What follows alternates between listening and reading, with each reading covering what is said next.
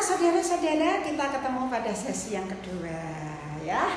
Mari kita lihat welcome to the world of entrepreneurship ya. Dunia entrepreneurship. Mari sebagai anak biologi kita simak ya slide berikutnya bersama-sama. Bagus gambarnya. Suatu pertumbuhan, sesuatu yang mengalami proses dan cantik itu bunga.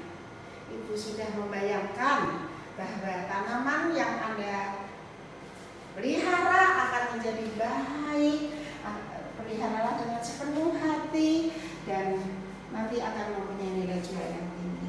Luar biasa. Setelah bunga, lihat nih. Aneh ya, tanaman tetapi di atasnya adalah lampu. Lampu apa sih ini lampu? Ya, pikiran kita harus bright. Anda tahu bagaimana Thomas Alva Edison sampai menemukan lampu ini? Luar biasa. Berapa kali percobaannya? Berapa kali kegagalannya? Tetapi tetap maju terus dan akhirnya berhasil. Anda bisa bayangkan kalau sampai hari gini nggak ada lampu, apa yang terjadi? Semua memerlukan lampu. Kita belajar juga memerlukan lampu. Ini Ibu mengajar dari rumah ya, bawa LCD, bahan ajar, karena Ibu sangat mengasihi kalian mahasiswa prodi biologi 2019. Itu. Kemudian selanjutnya, ini biologi, Ibu pilihkan tanaman. Bagus tanamannya. Masih ingat ketika Ibu kirim gambar mengenai kacang hijau di dalam botol? Tumbuh sebagai apa? Kecambah. Kecambah penting untuk kesehatan kita. Ya, kecambah bisa disayur. Dalam kondisi seperti ini, kecambah bisa menjadikan sayur. Masih ingat itu? Pelajari ya. Nah, ini dia. Jalan mana yang akan kutempuh? Memerlukan suatu jawaban sebelum Anda berangkat atau memulai. Needed to answer before starting. Jalan mana yang akan kutempuh? Aku mau jadi guru biologi. Guru seperti apa? Guru yang profesional. Seperti apa guru yang profesional? Tentu mempunyai syarat-syarat. Ada 4C dan kemudian dikembangkan menjadi 6C. Nanti kalau sampai kepada slide yang itu Ibu akan jelaskan. Ya. Kita lanjutkan.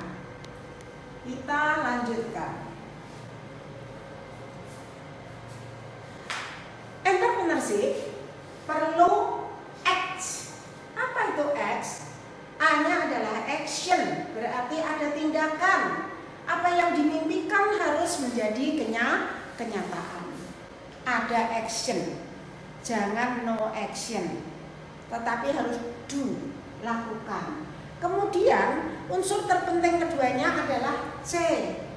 C itu apa? Change your life, change your thinking, dan Anda menjadi orang yang berhasil. T-nya adalah things. Jadi X adalah action, change, and things. Senang ya, diingat ya. X harus bertindak. Impian harus menjadi kenyataan.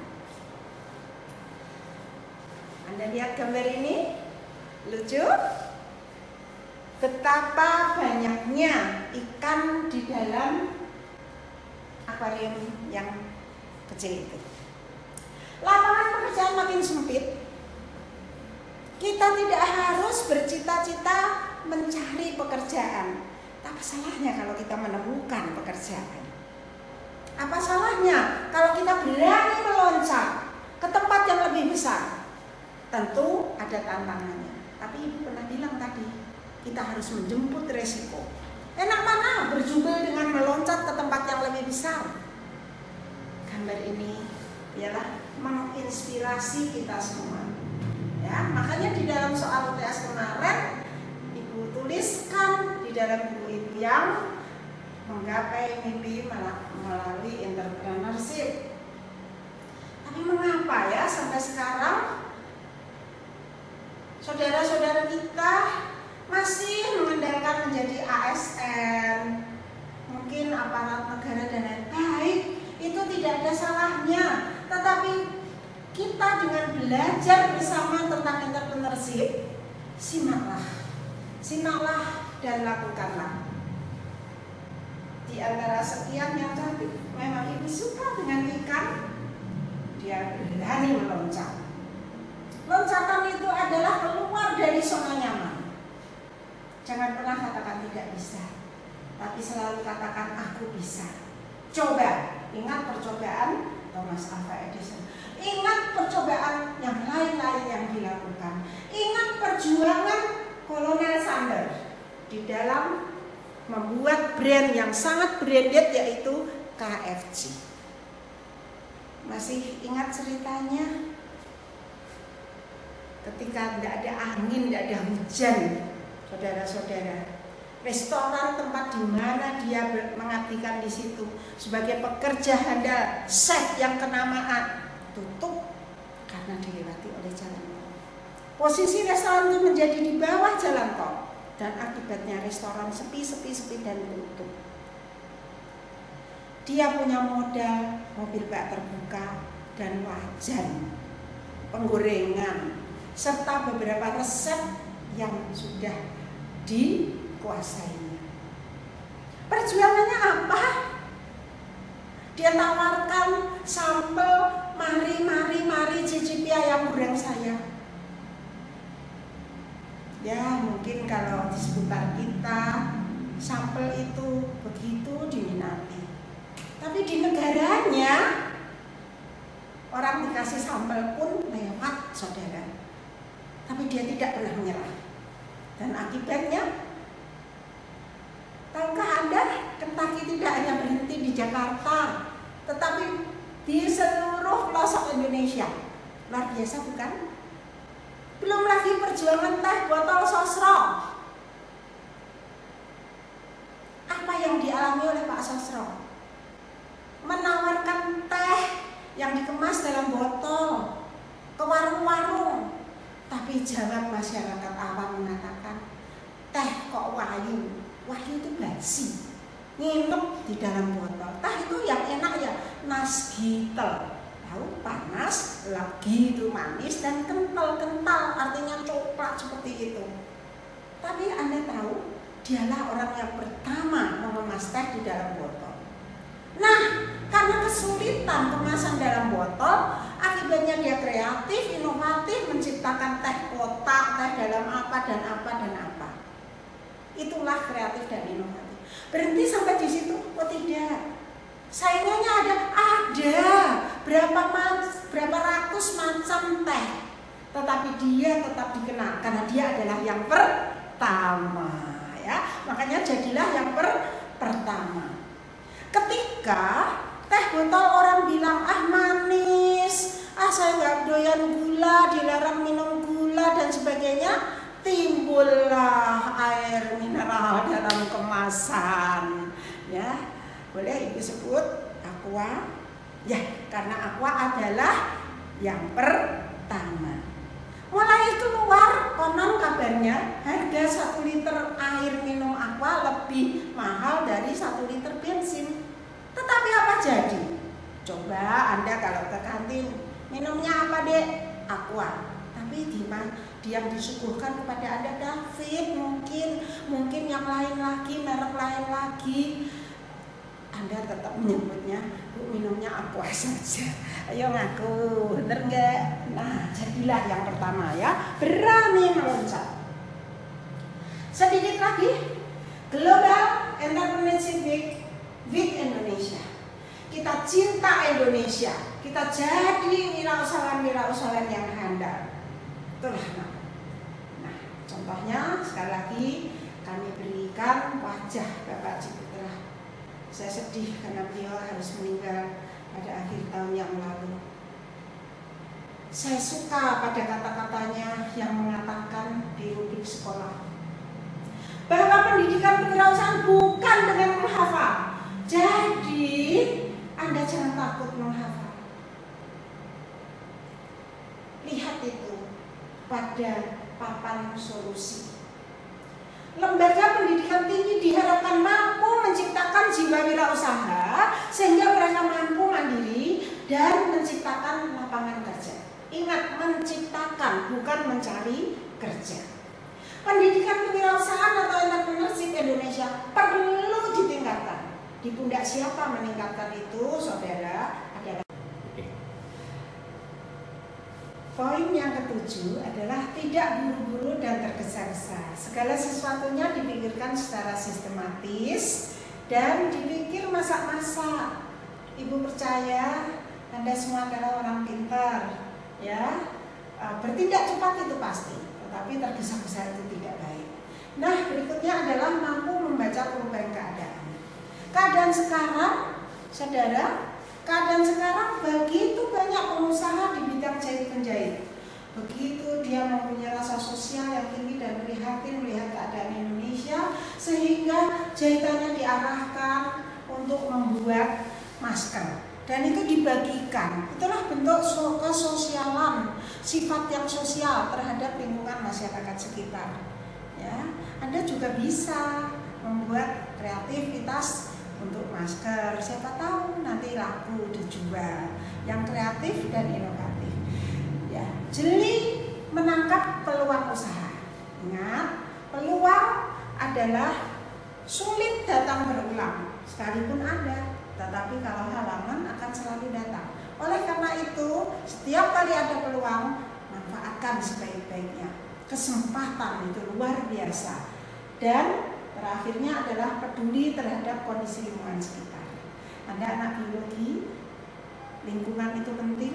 Anda ikut menjaga lingkungan, melestarikan alam, sebagaimana firman Tuhan yang mengatakan bahwa dunia dan alam sekitarnya ini diciptakan untuk dikelola oleh manusia. Misalnya Anda membuat pabrik, limbahnya jangan ngotorin lingkungan sawah atau perumahan pemukiman dan lain-lain. Ya, masih ingat ada AMDAL, analisis dampak lingkungan, ya. Nah, sekarang kita sampai kepada bagian penutup dari sesi ketiga ini. Kita simak bersama-sama. Kita simak bersama-sama bahwa semua usaha tidak harus berlangsung secara instan. Ingin sukses, wirausaha harus tahap demi tahap. Lihat gambar anak tangga itu, nggak ada ujuk-ujuk, saudara. Melalui pembelajaran ini, Ibu serahkan kuncinya. Tetapi bagaimanapun juga, Andalah yang harus menuju pintu dan mengulirkan anak kunci kepada induk kunci yang ada di pintu, dan Anda akan bisa melihat dunia yang begitu luas. Jadi Anda harus tetap bertindak mengulirkan anak kunci itu. Paham sampai di sini? Oleh karena itu jadilah wirausaha yang berhasil. Nah, Ibu berikan semangat lagi. Hello, where's my student? Jawabnya Anda sudah menjadi entrepreneur. Hello, who is my student? I am an entrepreneur. Lihat gambarnya, cantik bukan? Nah, lahirlah entrepreneur muda yang berhasil seperti Anda. Kita harus mengalami proses, saudara.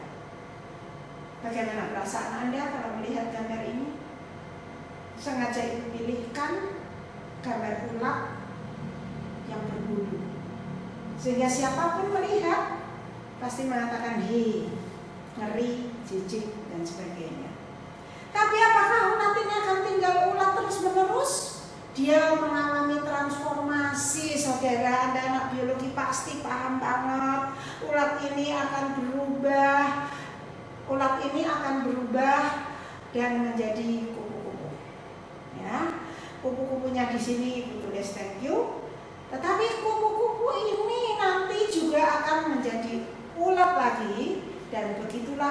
terus. Sebelum menjadi kupu-kupu, ulat ini ada di dalam kepompong. Betul? Betul? Ulat ada di dalam kepompong. Apa yang dilakukan ulat di dalam kepompong? Dia tidak tinggal diam.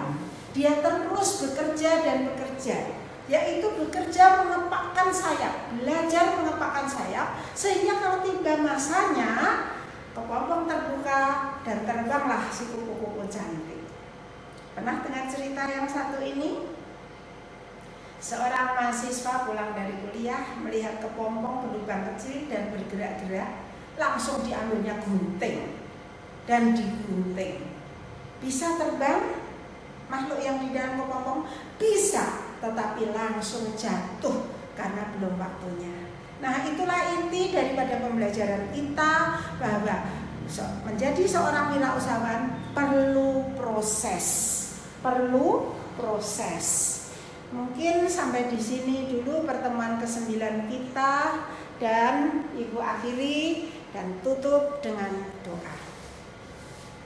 Terima kasih Tuhan Yesus, pembelajaran kuliah ke-9 telah berlangsung, dan kami percaya semua berlangsung dalam pimpinan Tuhan. Berikan kami belajar terus, mengerti, memahami, dan senantiasa Tuhan dapat menerapkan dalam kehidupan nyata sehari-hari. Terima kasih Tuhan untuk semua penyertaan dan berkat-Mu. Dalam nama Tuhan Yesus Kristus kami sudah berdoa. Amin.